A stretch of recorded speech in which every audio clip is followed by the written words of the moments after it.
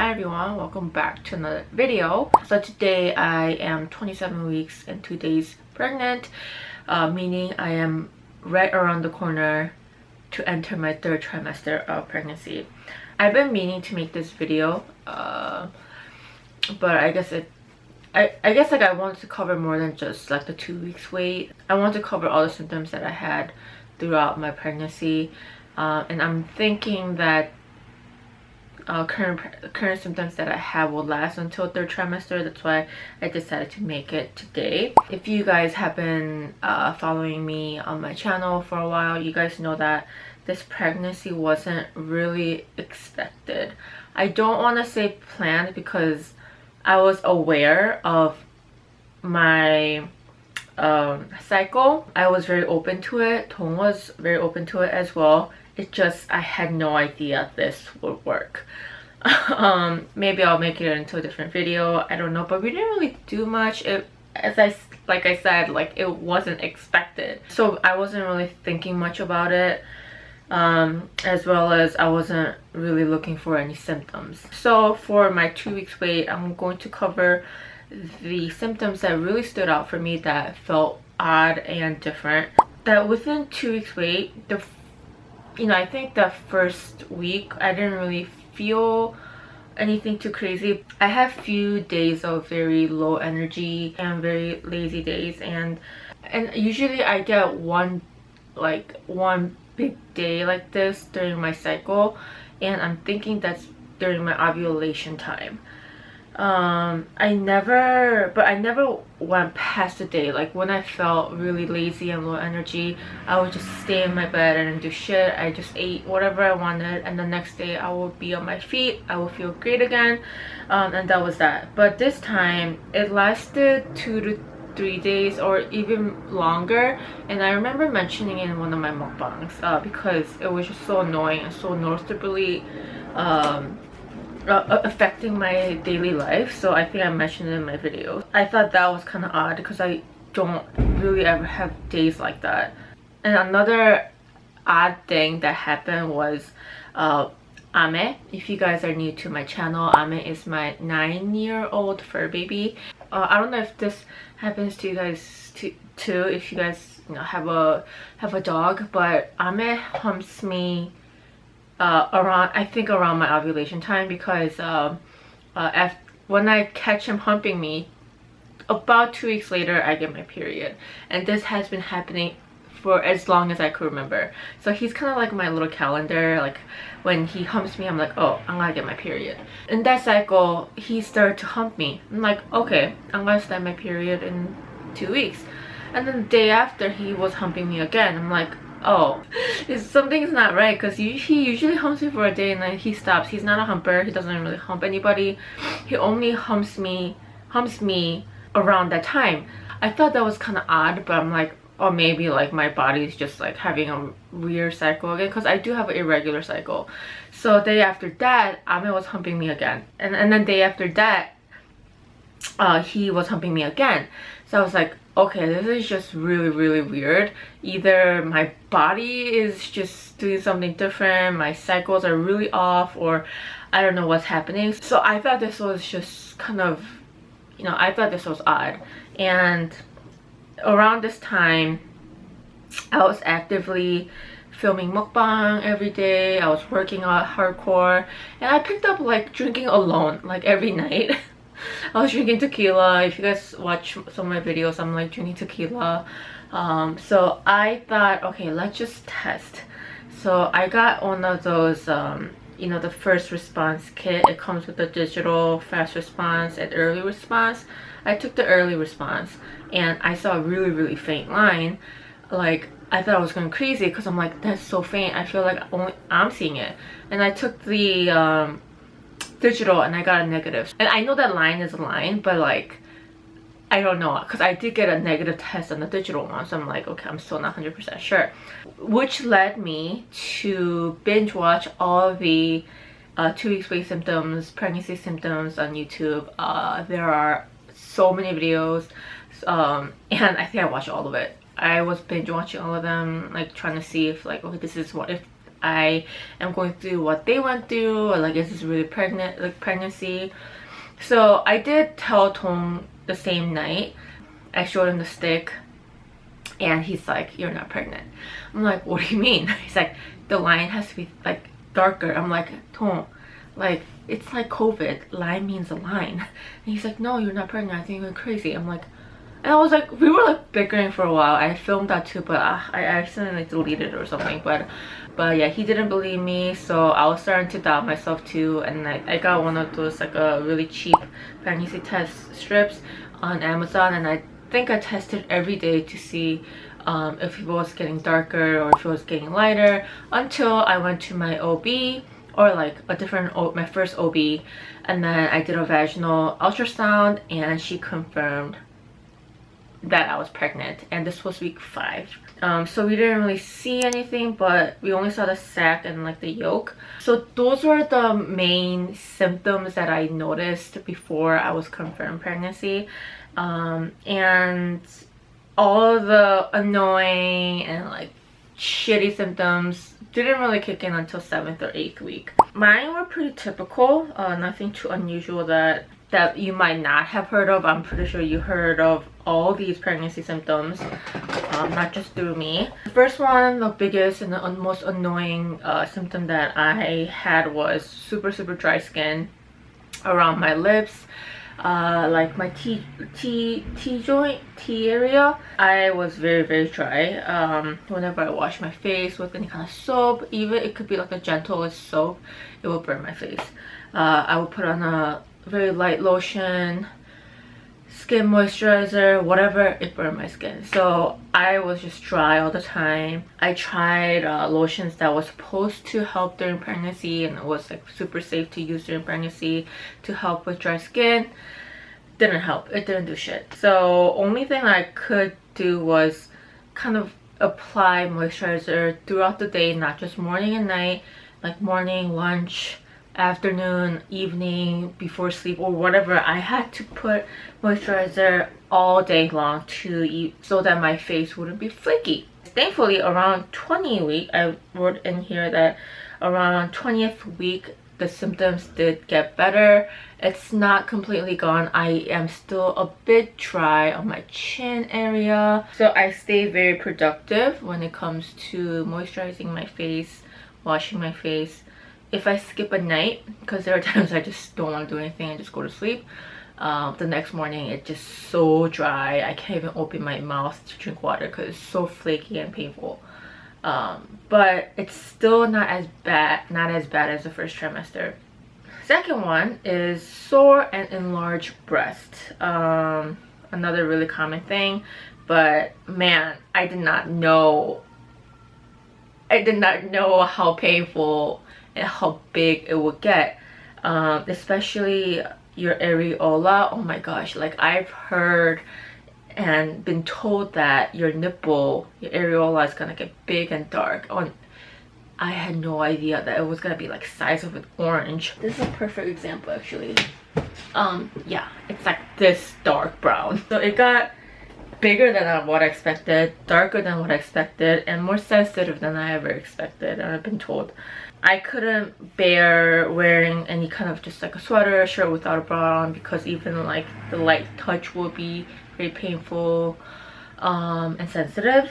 Because you know, I sleep with Tong on the same bed, and sometimes like he will be too close to me and I would have to be really mean to him, like telling him that like please don't come near my breast, like they're so sensitive, don't touch it, nobody gets to touch it, I don't even want to touch it because they're so sensitive. So it was just really bad, and I think I have like average, a little above average size boobs, and it just got bigger. So I actually heard that after you breastfeed, sometimes it shrinks smaller than what it used to be, and that's kind of what I'm hoping for, but I'm not even gonna worry about that right now. I think toward like in the middle of my second trimester, I heard that massaging your breast and like kind of like pinching your nipples a little bit, like very gently, really helps with breastfeeding and helps your baby to latch better. So I've been doing that after every shower. Like I would like really oil it up and like gently massage. And now it's actually, I don't know if it's the massage or it just supposed to get better, but my breasts are definitely not as sensitive. Like, so I recommend that. I mean, I talked to a doctor first, of course, but for me, massaging really helped. And I'm hoping that it did benefit me for better, especially when it comes to breastfeeding later. Third symptom was nausea. This is another typical one, but to me, I don't think it was as bad. I didn't have any morning sickness. It came, I think it mostly came when I was hungry. Like when I was about to get hungry. I think I was a little after eating, but during eating it's okay. But yeah, when I was hungry, I was getting nauseous. I was sensitive to smell. Like I will be like a room away, like a half closed door. I'll be inside her bedroom, and Tong would open a refrigerator, and I would smell it like so strongly. So I knew I was sensitive to smell. I was very sensitive to onions and scallions. So if I got like a burrito or like an omelet with onions or scallions, I had to pick it out. Like I didn't want to eat it at all. I never thought I could feel that way about scallions because I love scallions. I could eat it raw. That was like the biggest smell that I didn't like. But it wasn't to the point where I felt like I had to puke. So going along with that, my fourth symptoms were, you know, cravings and taste aversion. So I love creamy things. I love creamy pasta. I love like creamy ice cream. But during this pregnancy, I really had cravings for ketchup, pickles, and really fermented kimchi. Thankfully, I wasn't sensitive to kimchi smell, and actually I heard that a lot of people are sensitive to rice when it's cooking and like all the steam's coming out. Like, it smells like shit apparently, but I didn't have that. That's weird because I feel like as a Korean woman I should be sensitive to rice smell because even my mom was, so I was expecting that, but I didn't have that, thankfully. Kimchi smelled great. I loved it. I just really craved very acidic things like tomatoes, like pizza, tomato sauce, like hamburgers with lots of ketchup and pickles, which is fun because those are all Tong's favorite things. He loves acidic food. So for a while, everything that I made, it was literally everything was Tong's favorite food. So he was happy for a while. But now my cravings and my tastes are all back to normal. You guys know that I love Korean instant noodles, ramyeon. I know I had a few times because when I actually eat it, it's not as bad. It just before and after that I just feel sick. Ramyeon was one thing that I did not crave at all. I didn't even really think about it. I didn't want it. Thinking about it and like, you know, you kind of smell it in your head. Doesn't make sense. It made me nauseous and it made me like, oh, don't make anything ramen related. I don't want to smell it. I don't want to think about it. So that was like the biggest change I had, and I told one of my friends and she's like, who are you? That's how much I like ramen. Coffee, I didn't like the taste of it at all. I didn't crave it. I know you can't have more than a cup or like 300 milligrams a day for a pregnant woman, but thankfully I didn't even want coffee. Now I do, now that everything's kind of back to normal. I do drink less than 300 milligrams a day, but first trimester and beginning of second trimester, I wasn't really looking for coffee yet. It just tasted weird. And worst of all, the reason why in a way I didn't like eating was that after I eat something, I get a very sour and metallic taste. I had it even when I wasn't eating anything. But after I ate something, like if I still had something like lingering in my mouth, my gosh, I had the worst metallic mouth. So I would have to brush my teeth like multiple times a day. I would be constantly chewing on gum. Sometimes I would fall asleep with the gum in my mouth. So don't have to like pick it out. It's nasty, I don't know. But I couldn't last a day without chewing a gum because it just the metallic taste. It's not a metallic, it's like sour and bitter and just like it just doesn't taste good. But now I would say 99% gone. And I say 99% because sometimes certain food, I think very like, I don't even know what kind of food makes it worse, but there are times where like when I eat something, I get that very unpleasant leftover taste in my mouth and I still have to brush my teeth right away. So that's why I say 99%, but most of the time, like I ate a banana, I'm fine. Before, if I ate a banana, I would have to brush my teeth right away because I would have that very sour and bitter taste left. And then a few other like a typical small symptoms that I had was frequent urination. Like I would have to get up like twice a night to go pee. I had cramps near my pelvic area. I had vivid dreams. But yeah, I get very vivid dreams, and recently I had a dream where like I was changing the baby's diaper in the crib, and the crib had like opening area, and the baby, I dropped the baby in the crack and the baby slipped. I don't know, just anyways. Another big one was I felt very fatigued.